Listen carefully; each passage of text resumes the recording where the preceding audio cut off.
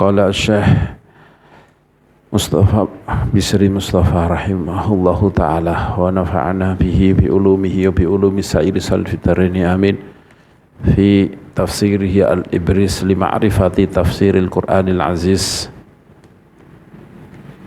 Suratul Ma'un makkiyatun wa hiya sab'u ayatin. Surat Quraisy, suratu Quraisyin makkiyatun wa hiya arba'u ayatin wa hiya khamsu ayatin wa hiya arba'u ayatin. Utawi surat Quraisy iku makkiyatun bangsa Mekah, wa hiya utawi surat Quraisy iku arba'u ayatin papat piro-piro ayat. Ini semuanya dikatakan 4, ini tanpa memasukkan bismillah. Apakah bismillah ini termasuk ayat setiap surat apa enggak? Niki menurut pendapat saya yang lebih kuat adalah bismillah itu tidak termasuk ayat dari setiap surat. Tak boleh ke bismillah. Kalau menurut pendapat saya lebih kuat bahwa bismillah itu adalah dalam surat Fatihah, maka bismillah termasuk surat, termasuk ayat. Ini menurut saya, wallah alam. Dan ini banyaklah ulama yang berdebat seperti ini. Buktinya ketika ini menghitung 4 ayat, kita bisa lihat di Qur'annya 4 ayat ya tanpa bismillah.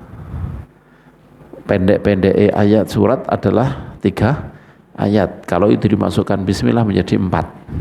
Padahal semua ulama mengatakan itu pendek surat adalah 3 ayat. Ini terlepas apakah kemudian setiap kali membaca surat itu kemudian disunahkan membaca bismillah apa enggak. Lawang ditulis masa ada dibaca. Ya, tidak terlepas daripada ketika kita membaca surat Quraisy umpamanya bismillah apa enggak. Ada tulisannya bismillah. Mulai dari Rasulullah SAW juga ada tulisannya bismillah. Setiap kali surat pasti ada tulisannya bismillah. Mulai zaman Kanjeng Nabi, bukan kok zaman akhir zamannya nih setelahnya Rasulullah, enggak, mulai zaman Rasulullah setiap kali awal surat pasti diawali dengan bismillah kecuali surat At-Taubah. Itu berarti menunjukkan ya dibaca. Itu berarti menunjukkan dibaca. Jadi kadang-kadang orang kalau baca surat ini enggak usah baca bismillah. Yang kalau menurut saya baik yang mengatakan itu termasuk ayat atau tidak karena ditulis bismillah, seharusnya yang membaca bismillah.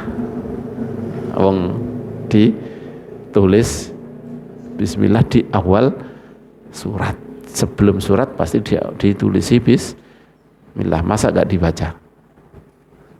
Nah, jadi gak bisa kemudian itu hanya sekedar Fatihah saja bismillah, kemudian setiap surah enggak usah baca bismillah. Kadang kan ada yang berkata seperti itu. Itu tidak menjadikan kuat pendapat tidak baca bismillah. Karena apa? Karena ternyata ditulis kok di dalam Al-Quran, walaupun itu bukan ayat, bukan termasuk ayat. Bismillahirrahmanirrahim. Li'ilafi Quraisy ilafihim rihlatash shita'i was-sayif falya'budu rabb hadzal bait alladzi at'amahum min ju'i wa amanahum min khauf. Niki 5 ayat 4 ayat ya, 4 ayat di sini. Tapi sebagian tulisan pakai ini 5 ayat bukan 4 ayat gitu ya.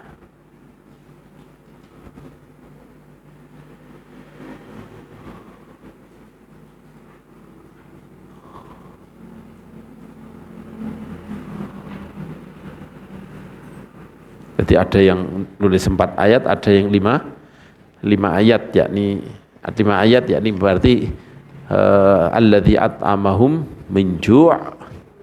Ini ayat tersendiri, wa amanahum min khauf. Li'ilafi Quraisy, krana uliye ngulinakaken wong Quraisy. Ilafihim ya iku kulinane wong Quraisy rihlatas syita'i ing lelungan ing dalem mangsa rendeng was-saifi lan ketiga. Jadi alifa ya'lafu itu kulino, tapi kau alafa yu'lifu mestinya ngulainakno, yani menjadikan orang kulino, menjadi suatu hal yang terbiasakan. Ada yang membiasakan, siapa? Allah Subhanahu wa taala. Nah ini makanya kenapa pakai bahasa ilafihim, ilafi Quraisy, bukan bahasa ilf yani kebiasaan. Karena ini adalah untuk beri makna bahwa kebiasaan ini Allah yang ngatur, Allah yang beri ilham. Jadi Allah yang ngatur, yang membiasakan, menjadikan mereka biasa seperti ini, sehingga kemudian mereka bisa mendapatkan keuntungan yang besar dengan perjalanan setiap kali musim dingin ke selatan, yaitu ke Yaman, ke Son'a, taruh musim panas ke Syam, ke daerah Rom sana. Ini yang biasakan Allah Subhanahu wa taala. Jadi ini sebuah kenikmatan yang diberikan oleh Allah kepada mereka. Makanya biasanya ilafihim, bukan kok kebiasaan sebenarnya. Kalaupun beliau memberi makna uliye ngulinaaken, ane ngulinaaken ya ini kayak ini kulinane mereka. Mereka sudah punya kebiasaan seperti ini. Tapi kalau lebih detailnya sebenarnya alafa yu'lifu ini menjadikan mereka kulino, mereka menetapin ini kebiasaan ini. Nah, maka terusnya falyabudu rabb hadzal bait. Falyabudu mongko nyembah sapa wong-wong Quraisy, nyembah rabb hadzal bait ing pengirane ikilah Baitullah. Karena sudah dibiasakan seperti ini, mereka mendapatkan keuntungan dari dagang yang dilakukan pada musim dingin, musim panas, yang itu diberi ilham oleh Allah Subhanahu wa taala, maka sembahlah Allah Subhanahu wa taala. Syukuri nikmat itu. Akhirnya, makanya pas kalau itu bahasanya ilaf. Alafa yu'lifu, dalam bahasa yang ikut wazan af'ala, yakni semacam af'ala, yakni akroma, karuma maknanya mulya, akroma mulyakno. Ya. Alifa ya'lafu biasa, ya kebiasaan apa? Alafa yu'lifu berarti Allah membiasakan, menjadikan itu sebagai kebiasaan mereka. Nah, pas karena memang itu didasarkan untuk apa? Supaya mensyukuri nikmat. Itu adalah nikmat Allah. Jangan kamu anggap itu adalah kalian sendiri yang bikin seperti ini, tapi Allah yang beri ilham, Allah yang menggampangkan kepada kalian untuk kebiasaan seperti ini, sehingga kalian mendapatkan keuntungan dari dagang yang kalian lakukan bepergian waktu syita dan saif ini. Maka sembahlah Tuhan hadzal bait. Kemudian Allah Subhanahu wa taala mengingatkan lagi tentang kenikmatan-kenikmatan yang lain. Alladzi kang at'ama kang paring mangan, alladzi ing wong Quraisy minjuin saking rono lesu, minjuin min ajli suin saking rono lesu, wa amanalan paring aman sapa alladzi Allah hum ing wong Quraisy beri aman min khaufin sangka rasa wedi. Wala Allah diingatkan oleh Allah Subhanahu wa taala kenikmatan lagi, ya ini Allah Subhanahu wa taala memberi to'am kepada mereka, jenis makanan kepada mereka. Di tempat-tempat lain mungkin ada kelaparan, tapi di Mekah jarang ada kelaparan. At'amahum min ju', dibikin orang-orang itu senang marang nggone Mekah. Di Allah Subhanahu wa taala mengabulkan doanya Nabi Ibrahim, warzuqhum minats tsamarat.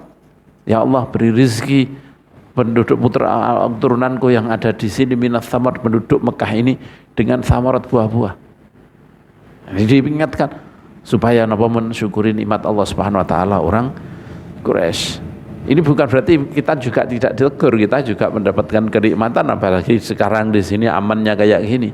Jangan dianggap keamanan seperti ini Allah bukan Allah yang memberi, yang menghendaki, yang beri nikmat.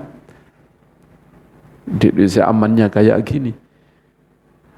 harus disyukuri. Kita makanan ini semuanya tersedia.